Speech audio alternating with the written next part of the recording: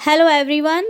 आइए social science के sample paper number 1 practice करते हैं। ये 20 MCQs क्वेश्चंस हम करेंगे। When was the paperback editions of books introduced? Paperback editions of book introduce कब हुआ था? ये हुआ था the onset of the great depression.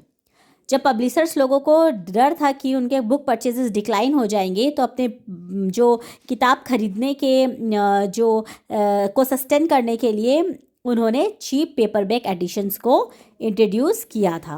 Okay, so what does the picture signify? ये जो पिक्चर दिया हुआ है वो क्या सिग्निफाई करता है? Bharat Mata is portrayed being calm, composed, divine and spiritual in an aesthetic figure.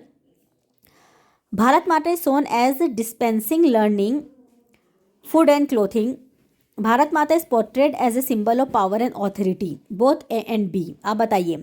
जी हाँ, ये नेशनलिज्म इन इंडिया चैप्टर से है आपके हिस्ट्री बुक का। तो इसमें भारत माता को क्या दिखाया गया है? काम, कंपोज, डिवाइन एंड स्पिरिचुअल और dispensing learning, food and clothing. ठीक है, क्योंकि इनके हाथ में धान अनाज है ना, और माला है, कंपोज, डिवाइन दिखाया गया है। ये पेंटिंग किसने किया था? ये भी इंपॉर्टेंट है। आप बताइए किसने किया था? ये पेंट किया था अबिंद्रनाथ टैगोर ने किया था। कब?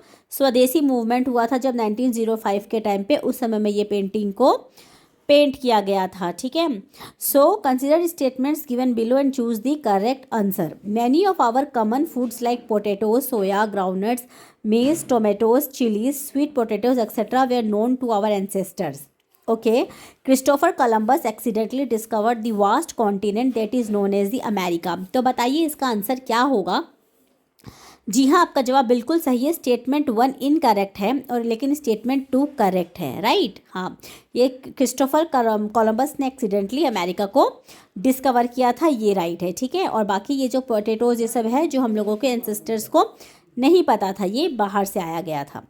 ओके, सो अब नेक्स्ट है arrange the following incidents in the correct sequence. Correct sequence में बताना है खिलाफत मूवमेंट कब हुआ था, first world war, civil disobedience movement, non cooperation movement. देखिए ये आंसर को आप सॉल्व करने के लिए बहुत आसान तरीका से कर सकते हैं.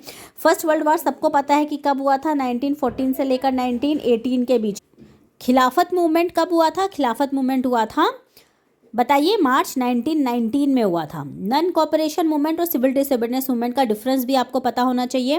खैर अभी तो आप बताइए कि ये हुआ कब था. तो नॉन कॉपरेशन मूवमेंट आपको पता है कि सिविल डिसोबीडियंस मूवमेंट से पहले हुआ था. नॉन कॉपरेशन 1920 और सिविल डिसोबीडियंस मूवमेंट 1930 में हुआ था. तो आप क्रोनोलॉजी देखिए कैसे हुआ था. सबसे पहले फर्स्ट वर्ल्ड वार यानी सेकेंड. तो सेकेंड किस में है? ए में है. डायरेक्ट आपको आंसर पता चल रहा है, इसका आंसर ए होगा. Okay, Chota Nagpur plateau is considered as a store house of minerals because. बताइए छोटा नागपुर प्लेट्यू क्यों स्टोर हाउस ऑफ मिनरल्स कहा जाता है? Over 50% of manganese in India is found in this region. Almost half of the mica in India is found here. Almost 90% of gold in India is found here. और the region is rich in coal. बताइए ये options दिया हुआ है, इसमें से कौन सा आंसर होगा? तो कौन कौन सा आंसर में आप बता सकते हैं इसका? सबसे पहले तो ओवर 50% मैंगनीज सही में यहाँ पे फाउंड होता है, ये ऑप्शन 1 तो है ही. ठीक है, तो 1 ये तीनों चारों में ही है. चलो ठीक है, almost half of the mica in India is found here. तो हाँ, ये बात भी बिल्कुल सही है. तो सेकेंड तो होगा. ओके, सेकेंड चारों में ही दिया हुआ है, तो आपको थोड़ा मुश्किल हो जाएगा क्योंकि आंसर आपका 3 या 4 में से आपको देखना पड़ेगा. जो सही होगा फिर आपको आंसर मिल जाएगा. Almost 90% of gold in India is found here, और या फिर the region is rich in coal. तो इसका 4 आंसर सही है, मतलब the region is rich in coal. तो आपको इन चारों ऑप्शन में कौन सा पता चल गया? ऑप्शन सी है इसका आंसर. ऑप्शन सी है. ओके, देखिए चैनल में नए हैं तो सब्सक्राइब कर लीजिए, क्योंकि अभी आगे आने वाले सारे सैम्पल पेपर्स के MCQs में इसी चैनल पर अपलोड करूंगी. Periyar forest reserve in Kerala is famous for conservation of. Periyar forest reserve जो केरला में है वो किस लिए फेमस है? क्योंकि वहाँ पे किसका कंजर्वेशन होता है? आप बताइए. Black buck, Asiatic lion, tiger या फिर लियापार्ड. ठीक है, तो मानस टाइगर रिजर्व जो असम में है और पेरियार टाइगर रिजर्व जो केरला है में है, वो क्या चीज़ का है? Conservation of tiger. Okay, Manas tiger reserve भी याद रखिएगा. और ये पेरियार मानस टाइगर रिजर्व केरला असम में है और पेरियार टाइगर रिजर्व है केरला में. ठीक है, complete the following table with options given below. Cropping season A 1 example B. Okay, kharif crop का. राइट, तो समर में wheat. Okay, winter wheat, monsoon rice, monsoon mustard.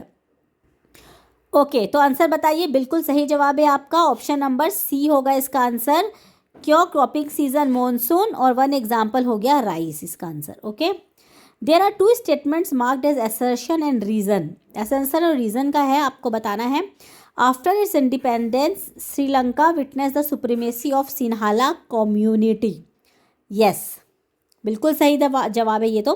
Both Belgium and Sri Lanka have democracy and they have to deal with their problem in their similar way. Okay, तो अब देखिए इसका answer तो आपको पता चल रहा है कि ए तो करेक्ट है, बट रीज़न इज़ रॉन्ग है। क्यों? क्योंकि श्रीलंका और बेल्जियम डेमोक्रेटिक कंट्री तो था, लेकिन उसको अपना प्रॉब्लम में अलग अलग डिफरेंट वे से डील करना पड़ा था। डिफरेंट वे से डील करना। पॉलिटिकल साइंस का चैप्टर नंबर 1 से दिया हुआ है ये, ठीक है। Select the following subjects which are included in the union list. Union list से बताइए कि कौन कौन सा सब्जेक्ट्स है। Education, commerce, computer software, banking, ठीक है। यूनियन लिस्ट में कौन कौन सा आता है, ठीक है। चलिए आप शॉर्ट लिस्ट कर देखिए। एजुकेशन कॉन्करेंट लिस्ट में आता है। ओके, कॉमर्स आता है स्टेट लिस्ट में, बैंकिंग आता है यूनियन लिस्ट में, कंप्यूटर सॉफ्टवेयर तो रेसिड्यूरी है, ठीक है। तो क्या हो जाएगा, खाली यूनियन लिस्ट में आ जाता है फॉलोइंग सब्जेक्ट्स में। देखिए रेसिड्यूरी सब्जेक्ट्स के भी लो होता है, वो यूनियन गवर्नमेंट ही बनाते हैं, पर आपसे यहाँ पे यूनियन लिस्ट का बात पूछ रहा है ना। रेसिड्यूरी लिस्ट का तो नहीं पूछा, रेसिड्यूरी सब्जेक्ट नहीं पूछा, यूनियन लिस्ट का पूछा है। तो आपका आंसर क्या हो जाएगा, खाली 4 ओनली हो जाएगा, यानी banking.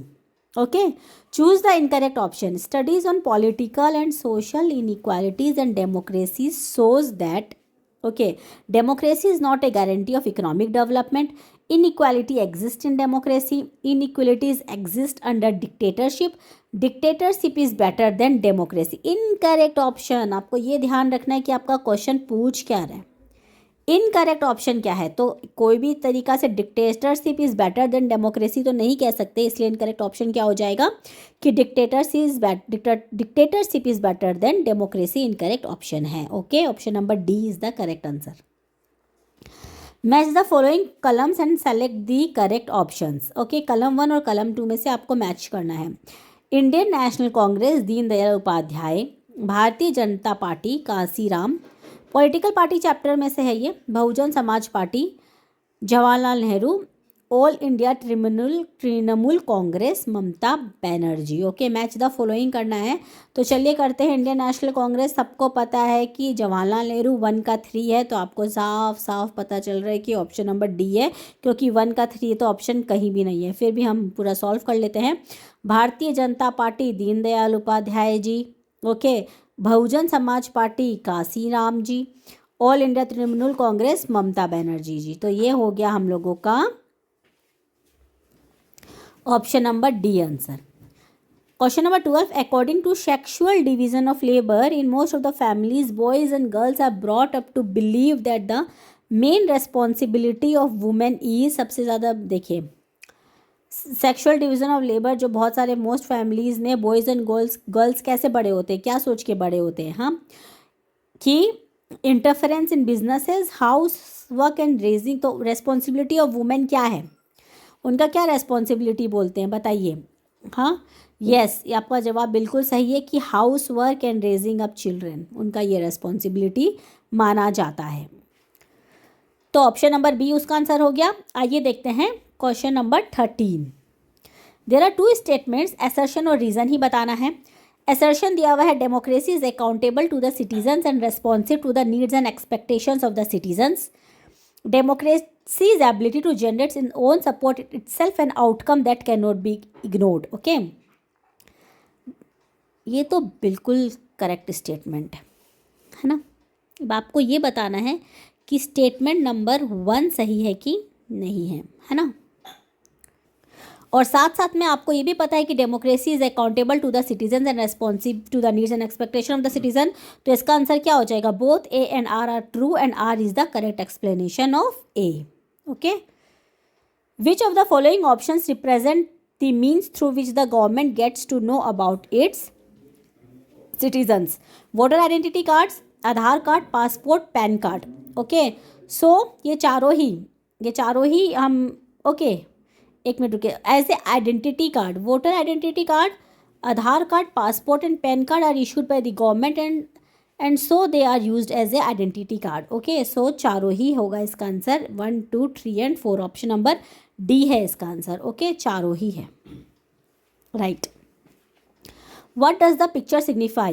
Gram panchayat, women's SSG meetings, get together village women, meeting of cooperative society. तो ये क्या है? सेल्फ हेल्प ग्रुप्स का है ना, women's the meeting of the self help groups. इसका ऑप्शन नंबर सी आंसर होगा।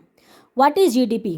GDP क्या होता है? Total value of the final good and services produce during a particular year. Option number B है इसका answer. Okay, match the following columns, choose the correct option. Unirrigated land, low prices for crops, डेब्ट burden और no job in the off season.